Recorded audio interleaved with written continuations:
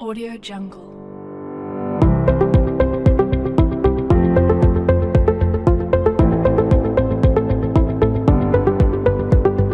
Audio Jungle.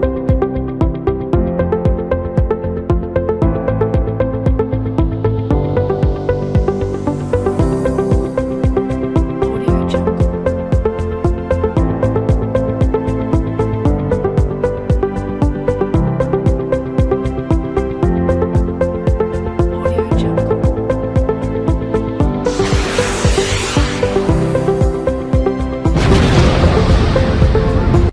Berjumpa lagi dengan saya. Pada kesempatan kali ini saya akan melanjutkan mengenai respon sistem, khususnya untuk orde kedua.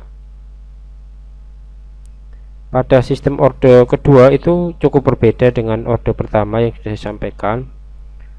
Bentuk sistem orde 2 itu sendiri, kalau misalkan berdasarkan persamaan diferensial, adalah d kuadrat y per dt kuadrat plus 2 zeta omega n dy per dt plus omega n kuadrat y sama dengan k omega kuadrat n x, dimana zeta, ini bacanya nanti zeta, adalah rasio redaman dan omega n adalah frekuensi alami. Ya, secara transformasi Laplace-nya bersama di atas menjadi s kuadrat ys ditambah 2 zeta omega n s ys plus omega n kuadrat ys sama dengan k omega n kuadrat xs. Kalau misalkan dicari persamaan transfer functionnya atau fungsi alihnya, hubungan antara output dan input, ya, ini ada y, ada y, ada y, dijadikan satu berarti bisa ini ada xs. Transfer function berarti ys per xs menjadi k omega n kuadrat, ya, per s dikalikan s kuadrat plus 2 zeta omega ns plus omega n, ya, atau juga bisa ditulis menjadi persamaan dengan notasi yang lain, cs per rs sama dengan b0 per s kuadrat, ya.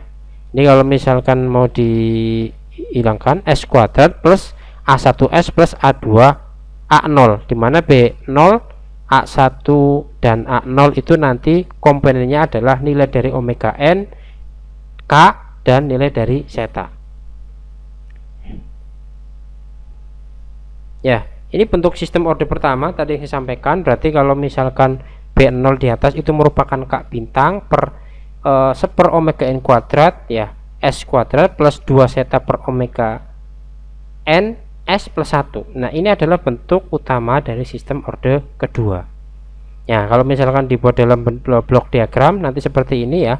Berarti ini adalah input, ini adalah output. Ya, untuk sebuah sistem orde 2 yang diberikan sinyal unit step, ya, ya, misalkan di sini unit step dengan nilai amplitudonya adalah 1, maka respon yang terjadi itu tergantung dari nilai zeta. Nah, berapa? Ini di sini kan ada komponen zeta, ya. Ya. Nanti besarnya zeta itu mempengaruhi jenis responnya. Di sini misalkan zetanya sama dengan 0. Nanti berosilasi seperti ini, namanya berosilasi. Kemudian zetanya 0,4, ya. Ini semakin kecil, zetanya adalah sama dengan 1, ya. Ini seperti orde pertama dan setanya adalah lebih dari, setanya sama dengan 2, ya. Ini seperti orde pertama cuma lebih landai, disebut sebagai terendam lebih. Tadi yang nilainya, yang responnya seperti orde pertama itu terendam kritis, dan yang osilasi disebut terendam kurang atau kurang teredam maksud saya. Sistem misalkan diberikan sinyal unit step, tadi sinyal unit step adalah seper s dengan nilai amplitudonya adalah a, maka output sistem dalam fungsi s itu dapat dituliskan dalam persamaan ys sama dengan a k omega n, ya, ini persamaan dasarnya dikalikan dengan a per s, maka di sini nanti menjadi a k omega n kuadrat per s dikalikan s kuadrat plus 2 zeta omega ns plus omega n kuadrat. Nanti kalau misalkan ini dicari, ya, untuk mencari nilai s-nya, maka akan memiliki akar-akar persamaan karakteristik adalah s. Di sini ada s, ya, ini berarti s dikali ini semua sama dengan 0, maka s1 sama dengan 0, ya. Kemudian untuk S2 dan S3 itu merupakan akar-akar karakteristiknya itu unik, yaitu minus zeta omega n plus minus omega n dikalikan akar zeta kuadrat min 1 ya. Persamaan di sini khususnya adalah untuk S2 dan 3 ya, itu nanti mempunyai akar-akar karakteristik yang tergantung dari nilai zeta, dimana jika zeta lebih dari 1 ya berarti 2, 1,5 dan seterusnya, kedua akar itu akan bernilai atau berharga real dan berbeda. Maksudnya S2 dan S3 itu nanti nilainya nyata ya, bilangan nyata semuanya dan berbeda. Misalkan S1 sama dengan 2, S2, S3 itu berbeda dengan 2, bisa 3, 4 dan lain sebagainya. Nah, kondisi ketika zeta lebih dari 0 itu disebut sebagai overdamp.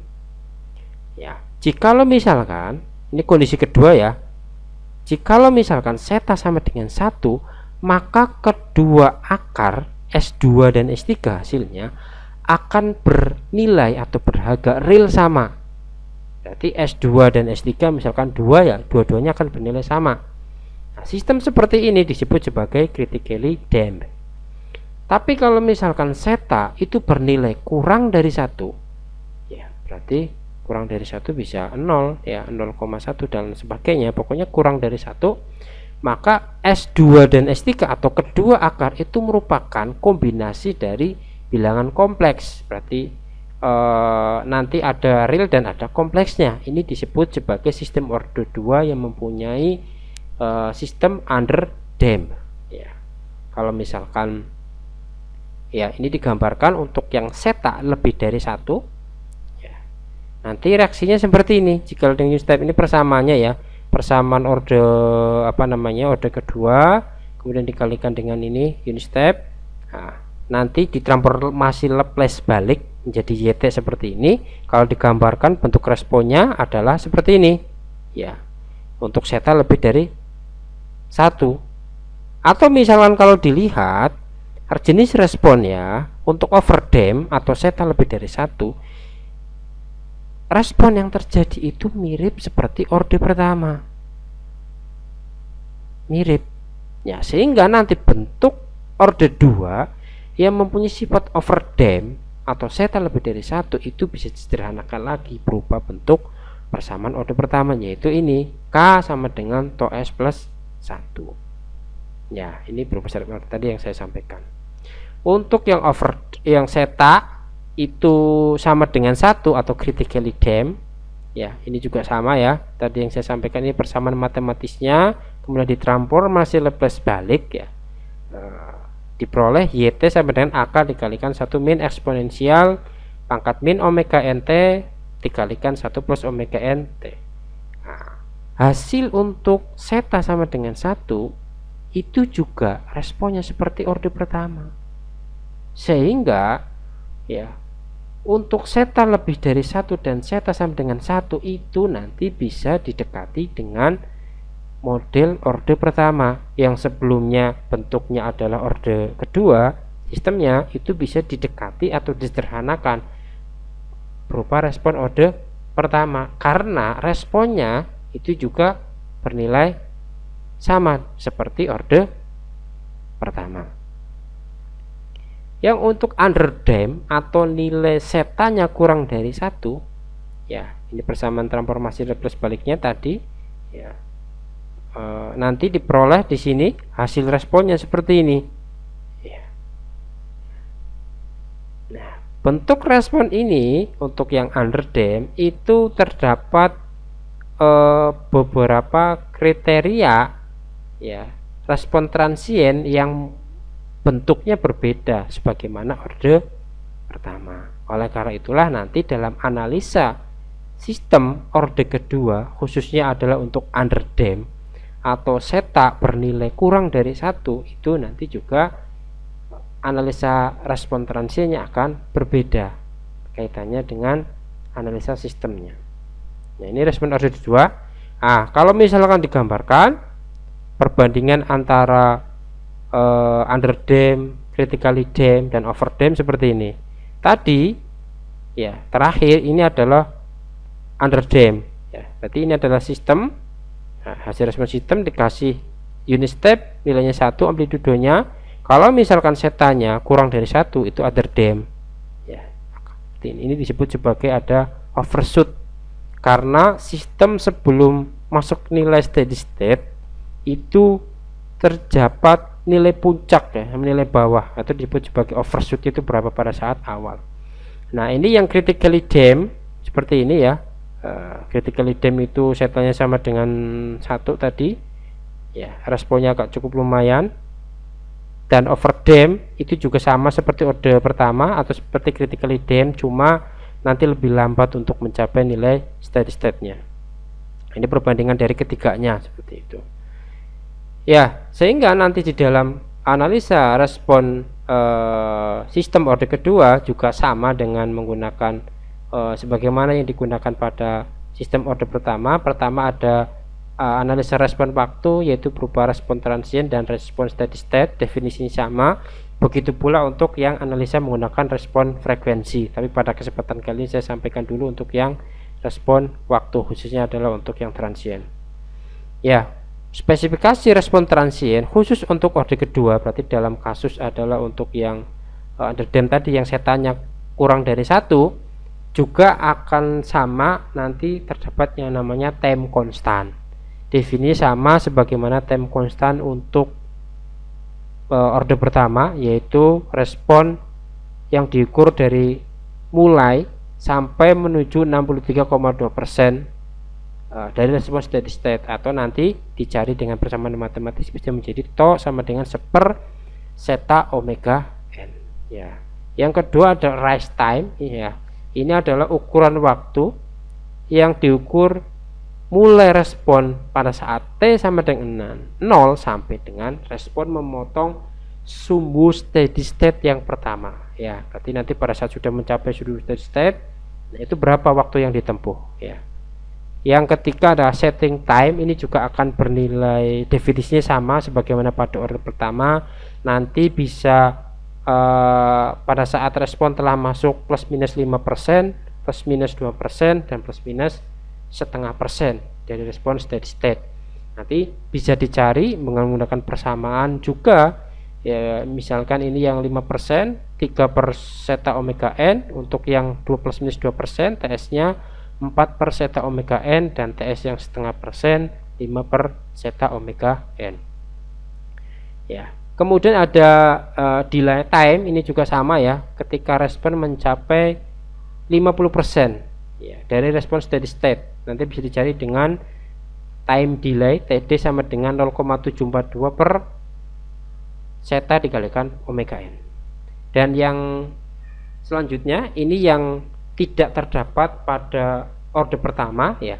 Nah, karena terdapat tadi yang saya namakan overshoot, maka nanti juga di sini ada nilai overshoot, yaitu nilai relatif yang menyatakan perbandingan harga maksimum respon yang melampaui harga steady state dibanding dengan nilai steady state. Berarti nanti mencapai puncaknya, selisih antara mencapai puncak dengan nilai steady state itu berapa.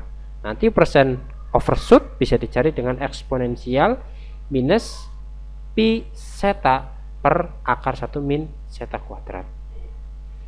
Dan yang ini juga mungkin belum ada ya di dalam order pertama, yaitu time peak, yaitu ukuran waktu yang diukur dari mulai T sama dengan 0 sampai dengan respon mencapai puncak pertama kali. Berarti mencapai puncak pertama kali itu berapa ya. Kalau untuk yang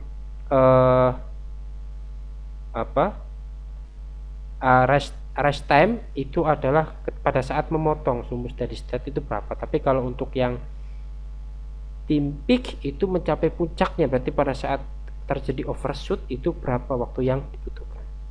Kalau misalkan digambarkan seperti ini ya, ini responnya, ini adalah set pointnya 1 ya. Tadi time delay 50%, 0,5 ya. Kemudian toh di sini ada ya 63,2%. Kemudian ada rest time itu tadi definisinya adalah pada saat respon memotong sumbu steady state. Nah, steady state ini di sini dipotong. Ya, nanti waktunya berapa dari sini sampai sini, berapa detik begitu. Kemudian adalah apa? Time peak. Time peaknya adalah pada saat nilai paling puncak. Nilai paling puncak itu di sini. Nah, berapa diukur? Dan tadi ada overshoot. Overshoot itu persen overshoot ya. Hubungan antara nilai puncaknya itu berapa dibagi dengan nilai steady state-nya berapa persen, tinggal bagi saja. Berarti nanti ini 1 dibagi berapa di sini nilai puncaknya berapa persen. Selanjutnya tadi ada settling time. Di sini settling time-nya tadi ada yang 5%, 2% dan setengah persen. Berarti nanti bisa di sini karena ini adalah nilai toleransinya, nanti di sini nilai steady state-nya ya berapa. Nah, bisa diukur dari mulai T sama dengan 0 sampai dengan respon mencapai 5%, 2% atau 5%, tergantung kriteria yang digunakan.